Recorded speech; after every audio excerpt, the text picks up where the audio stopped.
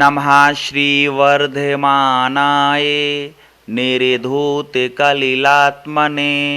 सालोकानां त्रिलोकानां यद्विद्यादर्पणायते। बोले सर्वस्वदाता चिंतामणि पारसनाथ भगवान की जय। संत शिरोमणि आचार्य गुरुदेव विद्यासागर जी महाराज की जय। निर्यापक महाश्रमण मुनि पुंगव श्री सुधा सागर जी गुरु महाराज की जय। बीतरागी सर्वज्ञ जिनेन्द्र भगवान का यह पवित्र जिन शासन भव्य जीवों के कल्याण में बहुत बड़ा कारण है। यह पवित्र जिन शासन आत्मा और शरीर के अंतर को स्पष्ट करता हुआ संसार के अथाह दुखों से बचने के लिए हमें सम्यक मार्ग का अनुकरण करने के लिए प्रेरित कर रहा है। हम सभी जीव अनादिकाल से आज तक अपने कर्मों के कारण से, अज्ञानता के कारण से एवं मिथ्यात्व के कारण से इस संसार में भटक रहे हैं। अति पुण्योदय के कारण से आज हम सभी लोगों को समंतभद्र स्वामी की वो पवित्र देशना को पढ़ने और सुनने का अवसर मिला है, जो हमारे सम्यक दर्शन और सम्यक ज्ञान और सम्यक चारित्र में कारण बनेगी। ये सम्यक दर्शन, सम्यक ज्ञान, सम्यक चारित्र के माध्यम से हम सभी लोग निर्माण के सुखों को प्राप्त करेंगे। सच्चे अर्थों में निर्माण के सुख ही उत्तम सुख कहलाते हैं। हम सभी लोगों ने सच्चे देव, सच्चे शास्त्र, सच्चे गुरु का स्वरूप समझने के बाद जो अंतश्चेतना में सम्यक दर्शन प्रकट किया है, इस सम्यक दर्शन का संरक्षण होता रहे, इस सम्यक दर्शन का संवर्धन होता रहे, इस सम्यक दर्शन की विशुद्धि बढ़ती रहे, सम्यक दर्शन के गुण का और विकास हो।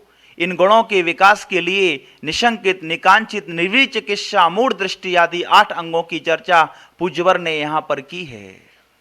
हम सभी लोगों को जैन धर्म पर श्रद्धा करके, जिनवाणी पर श्रद्धा करके, गुरुओं पर श्रद्धा करके, अपने मन की शंका को, अपने मन के संदेह को, अपने मन के भ्रम को खत्म करके, सच्चे धर्म पर श्रद्धा करके आत्मा में निशंकित अंग प्रकट किया। धर्म की क्रियाओं को करते हुए आत्मकल्याण की भावना रखी, संसार की सारी आकांक्षाओं को पूर्ण विराम दिया, संसार के सारे जड़ द्रव्यों से मुख मोड़ लिया। अब आत्मा में केवल एक ही भाव है, एक ही भावना है। ऐसी विशुद्धि बढ़ रही है कि 8 अंग हमारे जीवन का आधार बन जाएं। इन 8 अंग रूप परिणाम प्रति समय हमारे बने रहें। ये परिणाम हमारे जीवन को बहुत अच्छे से परिमार्जित कर दें। व्यक्ति के जीवन के परिमार्जन में 8 अंगों की बहुत बड़ी भूमिका है। पूज्यवर समंतभद्र स्वामी निर्वी चिकित्सा अंग का लक्षण लिखते हुए लिख रहे हैं, स्वभाव तो सुचौकाए रत्नात्रय पवित्रते निर्जुगुप्सा गुणा प्रीतिर मता निर्वी चिकित्सता। पूज्यवर लिख रहे हैं कि स्वभाव से जो शरीर अपवित्र है, इस अपवित्र शरीर से गिलानी के अभाव का नाम निर्वी चिकित्सा अंग है। और जो इस शरीर के अंदर आत्मा विद्यमान है, उस आत्मा के गुणों के प्रति प्रीति रखने का भाव निर्वी चिकित्सा अंग है। यह शरीर तो पौद्गलिक है, यह शरीर तो सप्त धातुओं से समाहित है, यह शरीर तो स्वभाव से अपवित्र है। केसर चंदन पुष्प सुगंधित वस्तु देख सारी, दे परस्ते होए अपावन निस्दिन मल जारी। यह शरीर से तो 9 मल द्वार बहते हैं। ये शरीर तो अपवित्र है, शरीर तो गंदगी का पिटारा है। इस शरीर के प्रति गिलानी के भाव को ना करके, इस शरीर के अंदर जो आत्मा विद्यमान है, जिस आत्मा में सम्यक दर्शन, सम्यक ज्ञान, सम्यक चारित्र गुण सुशोभित हो रहे हैं, ऐसे गुणों के प्रति दृष्टि कर लेना, ऐसे गुणों के प्रति बहुमान का भाव ले आना, ऐसे गुणों के प्रति आदर की अभिव्यक्ति हो जाने का नाम निर्वी चिकित्सा अंग है। यह निर्वी चिकित्सा अंग अंतर के द्वेष को खत्म करने के लिए प्रेरित करता है। यह अंग हमारे अंदर से घृणा भाव को खत्म करने का संदेश दे रहा है। अंदर की जो घृणा है, अंदर की जो गिलानी है, शरीर के प्रति जो अरति का भाव है, अथवा मलिन शरीर को देख करके जो जुगुप्सा या जो नफरत का भाव हमारे अंदर प्रकट हो रहा है, इसके अभाव का नाम निर्वी चिकित्सा अंग है। सम्यक दृष्टि जीव की दृष्टि शरीर की तरफ नहीं होती है, शरीर की अपवित्रता की तरफ उसका ध्यान नहीं होता है, बल्कि उस शरीर में जो आत्मा विद्यमान है, जो आत्मा पवित्रता की ओर बढ़ रही है, जिस आत्मा में निरंतर विशुद्धि बढ़ रही है, जिस आत्मा में सम्यक दर्शन, सम्यक ज्ञान, सम्यक चारित्र सुशोभित हो रहा है, जिस आत्मा में संयम धर्म सुशोभित हो रहा है, सम्यक दृष्टि जीव मलिन शरीर को देख करके घृणा नहीं करता, मलिन शरीर को देख करके गिलानी का भाव नहीं करता। मलिन शरीर वाले जीव से कोई घृणा, गिलानी और नफरत का भाव नहीं करता, बल्कि उनके अंदर जो गुण हैं उन गुणों का ग्राही बन जाता है। सम्यक दृष्टि का अलग ही चित्रण है शास्त्रों में। सम्यक दृष्टि जीव संसार दृष्टि नहीं रखता, सम्यक दृष्टि जीव राग दृष्टि नहीं रखता, सम्यक दृष्टि जीव द्वेष दृष्टि नहीं रखता, बल्कि राग द्वेष दृष्टि से रहित होकर के वो तो गुणों को देखता है। आत्मा में कौन सा गुण है, उस गुण को अनुकरण, उस गुण को पाने की भावना रखता है, उन गुणों की अनुमोदना करता है, उन गुणों की सराहना करता है। आपने राजा उदयन का प्रसंग सुना होगा। महाराज ने आहार के उपरांत वमन कर दिया, सारे लोग घृणा करने लगे, सारे लोग गिलानी करने लगे, सारे लोगों के मन में जुगुप्सा का भाव आ गया, वो धीरे धीरे पीछे की ओर हट गए। लेकिन उन्होंने विधिवत तरीके से वहीं पर बने रहे और डटे रहे।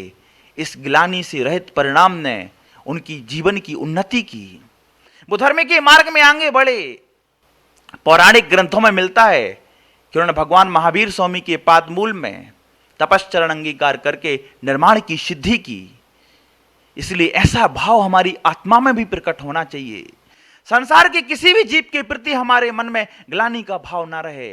गुणों के प्रति आदर का भाव जिस दिन आत्मा में प्रकट हो जाएगा, जिस दिन हम गुणग्राही बन जाएंगे, जिस दिन हमारी दृष्टि में गुण दिखने लगेंगे, जिस दिन हमारे अंदर गुणों के प्रति रति का भाव जागृत हो जाएगा, उस दिन निर्भीक चिकित्सांग से हमारी आत्मा का साक्षात्कार हो जाएगा। उस दिन हमारी आत्मा इस पवित्र गुण से सुशोभित हो जाएगी। जिस दिन हमारे अंदर गुणों के प्रति प्रीति का भाव आ जाए, जिस दिन हम गुणों के प्रति सम्मान का भाव जागृत कर लें, जिस दिन हमारे अंदर घृणा के त्याग का भाव आ जाए और गुणों के प्रति जो निष्कलंक दृष्टि है वो जागृत हो जाए, उससे निर्भीक चिकित्सांग आ जाएगा। हमें अपनी अंतस चेतना की अज्ञानता को खत्म करना है। हम बाहरी आवरण को नहीं देखें, हम अंतरंग के गुणों की तरफ अपना ध्यान दें। अंतरंग आत्मा में जब गुण प्रकट होते हैं तब वह जीव सतत वंदनीय हो जाता है। हमें इस तरीके से अपने मन में चलने वाले राग द्वेष के परिणाम को खत्म करना है। संसार के किसी भी वस्तु के प्रति, किसी भी व्यक्ति के प्रति हमारे मन में घृणा का भाव नहीं आना चाहिए, हमारे मन में द्वेष का भाव नहीं आना चाहिए, बल्कि हमें यह सोचना चाहिए इस वस्तु का ऐसा ही स्वभाव है। शास्त्रों में गंध के दो भेद किए हैं, एक सुगंध एक दुर्गंध है। कुछ पदार्थ ऐसे हैं जिनका स्वभाव सुगंध फैलाना है, कुछ पदार्थ ऐसे हैं जिसका स्वभाव दुर्गंध फैलाना है। तो वस्तु को वस्तु के हिसाब से देखें, द्रव्य को द्रव्य के हिसाब से देखें, उसके प्रति कोई ग्लानि भाव ना करें। मात्र ज्ञाता दृष्टा बन के देखें और जानें और उसको जाने दें। देखो, जानो और जाने दो। उसको देख करके ग्लानि मत करो, उसको देख करके घृणा मत करो, उसको देख करके द्वेष मत करो, उसको देख करके नफरत मत करो। अब हमें स्वयं के परिणामों का विश्लेषण करना है कि मैं अपने जीवन में किस किस से घृणा करता हूं, मैं अपने जीवन में किस किस से द्वेष करता हूं, मुझे किन किन लोगों से गिलानी है। ये गिलानी का भाव बर्बादी का मूलभूत कारण है। सम्यक दर्शन चाहने वाले लोग अपने मन में कभी गिलानी को, जुगुप्सा को, घृणा को, नफरत को, हीन दृष्टि को, तिरस्कार दृष्टि को कभी स्थान नहीं देते हैं। सम्यक दृष्टि जीव इन सब अवगुणों से दूर रहता है। वो अपने अंदर निर्भीक चिकित्सांग गुण को प्राप्त करने का सतत पुरुषार्थ करता है और उस गुण को प्राप्त भी कर लेता है। हम अपने जीवन का बहुत अच्छे से अवलोकन करें। हमें किसी व्यक्ति से द्वेष तो नहीं है, हमें किसी व्यक्ति से नफरत तो नहीं है, हमें किसी से घृणा तो नहीं है। हो सकता है यदि हमारा किसी से झगड़ा हो, उसके कारण से हमारे मन में कसाय भाव बढ़ गया हो। और कई बार हम देखते हैं अपने सामाजिक जीवन में बहुत लोग ऐसे होते हैं जो कहते हैं उस व्यक्ति का नाम भी मत लेना, उससे मुझे नफरत है, मैं उसकी शक्ल भी देखना नहीं चाहता हूं, वो इधर आएगा तो हम नहीं आएंगे।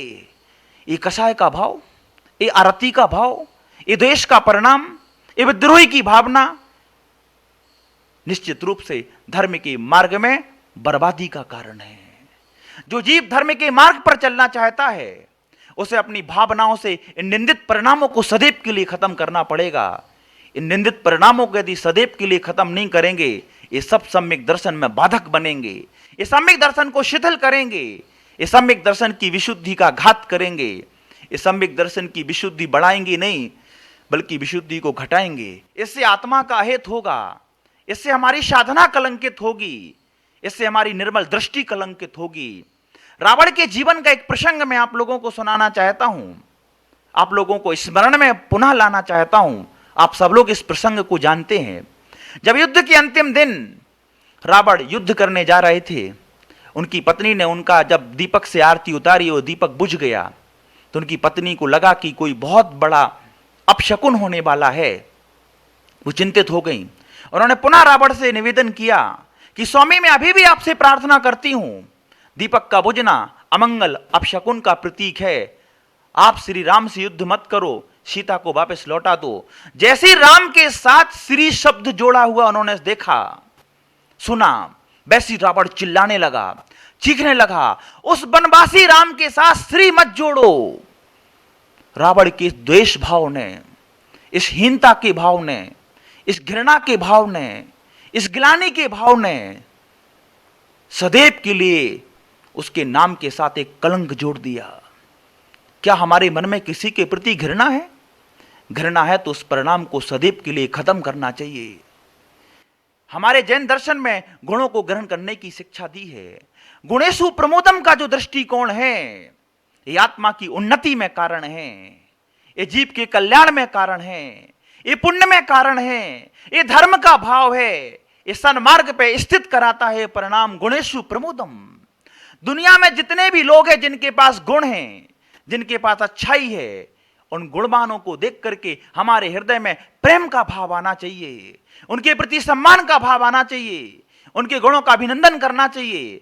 आज हम जिनेंद्र भगवान की पूजा कर रहे हैं, क्या है इसके पीछे का कारण? क्योंकि जिनेंद्र भगवान गुणवान हैं। हम उनके गुणों का अभिनंदन कर रहे हैं, उनके गुणों की प्रशंसा कर रहे हैं क्योंकि हम उनके गुणों को प्राप्त करना चाहते हैं। लेकिन अपने सामाजिक जीवन में, अपने व्यवहारिक जीवन में, अपने दैनिक जीवन में यदि कोई व्यक्ति हमसे ज्यादा गुणवान है, बहुत कम लोग हैं जो उनको देख करके प्रसन्न हो, बहुत कम लोग हैं जो उनके गुणों की सराहना करते हैं, बहुत कम लोग हैं जो उनके गुणों की महिमा गाते हैं। बल्कि समाज में तो हम इसकी विपरीत स्थिति देख रहे हैं। गुणवानों को देख करके प्रसन्नता का भाव आने के बजाय लोग उनसे जलने लगते हैं, लोग उनसे ईर्ष्या करने लगते हैं, लोग उनसे द्वेष रख लेते हैं, लोग उनसे दूरी बना लेते हैं। ये भावना, ये वृत्ति, ये आचरण आत्मा की उन्नति में साधक नहीं बनेगी बल्कि बाधक बनेगी। सम्यक दर्शन की भूमिका बनानी है, सम्यक दर्शन को विकसित करना है, सम्यक दर्शन की पवित्रता से एक अलौकिक आनंद को प्राप्त करना है। आज से हम सभी लोगों को तय करना है। प्रवचन माला का कार्यक्रम, यह धर्मोपदेश रूप स्वाध्याय आप सभी लोगों को सन्मार्ग की तरफ ले जाने की भावना से प्रारंभ किया है। छोटी छोटी चीजों के माध्यम से हम अपनी व्यवहारिक परिणति को बदलना चाहिए। आज से हमें निर्णय करें, मैं किसी भी व्यक्ति के प्रति, किसी भी वस्तु के प्रति, किसी भी पदार्थ के प्रति द्वेष नहीं करूंगा, घृणा नहीं करूंगा, गिलानी नहीं करूंगा, हीन दृष्टि से नहीं देखूंगा, तिरस्कार नहीं करूंगा, बल्कि उनके अंदर जो गुण हैं उन गुणों की प्रशंसा करूंगा, उन गुणों को अपने अंदर लाने का पुरुषार्थ करूंगा, उन गुणों की सराहना करूंगा। जब एक सार्थक दिशा में सही कदम जब हम उठाएंगे, हमारे अंदर निर्मल दृष्टि जागृत होगी, हमारे अंदर सम्यक दर्शन प्रकट होगा, हमारा सम्यक दर्शन और प्रशस्त हो जाएगा। आचार्य समंतभद्र स्वामी की निर्मल दृष्टि देखो, उन्होंने चंडाल की सराहना की, उसकी पर्याय की तरफ दृष्टि जाती तो उन्हें दोष ही दोष दिखते, उनकी दृष्टि गुणों की तरफ थी। सम्यक दर्शन से युक्त है तो वो अभिनंदन के योग्य है। पौराणिक ग्रंथों में देखो, जिन लोगों ने अपने जीवन में अच्छे कार्य किए, चाहे भले वो किसी भी कुल में जन्मे हों, किसी भी पर्याय में जन्मे हों, लेकिन अच्छे गुणों की सराहना हमारे पूर्वाचार्यों ने की है। चाहे वो भले वो ग्रस्त ही क्यों ना हो, चाहे वो त्रिंच ही क्यों ना हो। एक त्रिंच का प्रसंग बहुत ही प्रेरणादायी है आज के इस परिप्रेक्ष्य में। एक त्रिंच जिसका नियम था कि वो रात्रि में भोजन नहीं करेगा, जिसका रात्रि भोजन का त्याग था, वो वापी में उतरता, उसे समझ में आता है कि अंधेरा हो गया है, वापस लौट आता है, बाहर देखता है तो पूर्ण रूप से सूर्य का प्रकाश दिखता है। फिर वो अंदर जाता है, फिर उसे लगता है कहीं रात्रि तो नहीं हो गई है, फिर वापस लौट आता है। ऐसे त्रिंचों की सराहना जैन शास्त्रों में की गई है। ये समंत भद्र स्वामी के सम्यक दर्शन गुण की विशेषता है कि उन्होंने चंडाल का भी नंदन किया है, उन्होंने अंजन चोर को प्रसिद्ध कराया है। जैन दर्शन कभी पापी से घृणा करने की बात नहीं कहता। जैन दर्शन पाप से बचने के लिए प्रेरित करता है, पाप के त्याग की शत प्रेरणा देता है। तो इस एक कर्म का क्षय करना हमारे लिए और भी भारी हो जाएगा, और भी कठिन हो जाएगा, और भी मुश्किल हो जाएगा। हम सभी दर्शकों से कहना चाहते हैं, सभी श्रोताओं से कहना चाहते हैं कि श्रापकाचार जैसी इस अनमोल कृति के माध्यम से हम अपने जीवन की विकृतियों को खत्म करेंगे, हम अपने जीवन के अवगुणों को खत्म करेंगे, हम अपने जीवन की बुरी आदत और प्रवृत्ति को खत्म करेंगे, अपने परिणामों को विशुद्ध बनाएंगे, अपने अंदर वो निर्मल दृष्टि जागृत करेंगे कि संसार की किसी भी वस्तु के प्रति, किसी व्यक्ति के प्रति, किसी पदार्थ के प्रति मात्र मेरा ज्ञाता दृष्टा वाला भाव रहेगा। मैं ज्ञायक स्वभावी रहूंगा, मैं किसी वस्तु के प्रति ना राग करूंगा, ना द्वेष करूंगा, ना किसी व्यक्ति के प्रति राग और द्वेष का परिणाम करूंगा। जब इन सब भावनाओं से हम अपने जीवन में भर जाएंगे, निश्चित रूप से हमारे जीवन में बहुत बड़ा बदलाव आएगा। किसी व्यक्ति से भी नफरत नहीं करना है, चाहे वो पुण्यहीन ही क्यों ना हो, चाहे वो गरीब ही क्यों ना हो, चाहे वो अज्ञानी ही क्यों ना हो, चाहे वो विकलांग ही क्यों ना हो, चाहे अंधे हों, चाहे लंगड़े हों, चाहे बहरे हों, चाहे गूंगे हों, चाहे गरीब हों, चाहे अनाथ हो, चाहे अयोग्य हो, किसी भी प्रकार की हीनता से युक्त क्यों ना हो, उनके प्रति हमारे मन में कभी द्वेष, ग्लानि और घृणा का भाव नहीं आना चाहिए। तभी आत्मा में निर्भीक चिकित्सांग प्रकट होगा। और इस शरीर के प्रति हमें बहुत अच्छा दृष्टिकोण रखना है। 84 लाख पर्यायों में जो शरीर मिलता है, उनमें से एकमात्र मनुष्य पर्याय का शरीर है जो निर्माण की सिद्धि में कारण है। इसलिए इसको गौण करते हुए इस शरीर के अंदर जो आत्मा है उसके प्रति गुणानुरागी बनना है, गुणों की आराधना करना है, गुणेशु प्रमोदम को अपने जीवन में चरितार्थ करना है। हम सभी लोग आज के इस धर्मोपदेश से शिक्षा ले रहे हैं कि हम किसी वस्तु, किसी व्यक्ति के प्रति जीवन में कभी भी द्वेष का भाव, घृणा का भाव, ग्लानि का भाव, तिरस्कार का भाव नहीं आने देंगे। यदि क्वचित कदाचित अज्ञान बस सहसा किसी के प्रति द्वेष भाव आ जाए, तुरंत इस उपदेश को याद रखना और कहना तस्मिच्छामि दुक्कड़म, भगवान ये भाव मेरे अंदर प्रकट हुआ है, ये मिथ्या हो, मैं किसी भी जीव के प्रति ऐसा परिणाम कभी नहीं करूंगा, इसकी पुनरावृत्ति कभी नहीं करूंगा। यदि की है तो उन सारे परिणामों की मैं निंदा करता हूं, उन सारे परिणामों का पश्चाताप करता हूं, उन सारे परिणामों का प्रायश्चित लेता हूं, तब जाकर के आत्मा का समग्र विकास होगा। सम्यक दृष्टि जीव नवीन कर्मों का बंध करने की बजाय आत्मा में बंधे हुए कर्म की निर्जरा के लिए सतत प्रयास करता है, सतत पुरुषार्थ करता है। ऐसा परम पुरुषार्थ अपनी आत्मा में जागृत करके हम सभी लोगों को अव्याभास सुखों की प्राप्ति करना है और संसार को समूल खत्म करके हमें उस अनंत पद को प्राप्त करना है, उस सिद्ध पद को प्राप्त करना है जब हमारी आत्मा स्वाभाविक दशा में पहुंच जाए। इसी मंगलमय भावना के साथ बोली अहिंसा परमो धर्म की जय।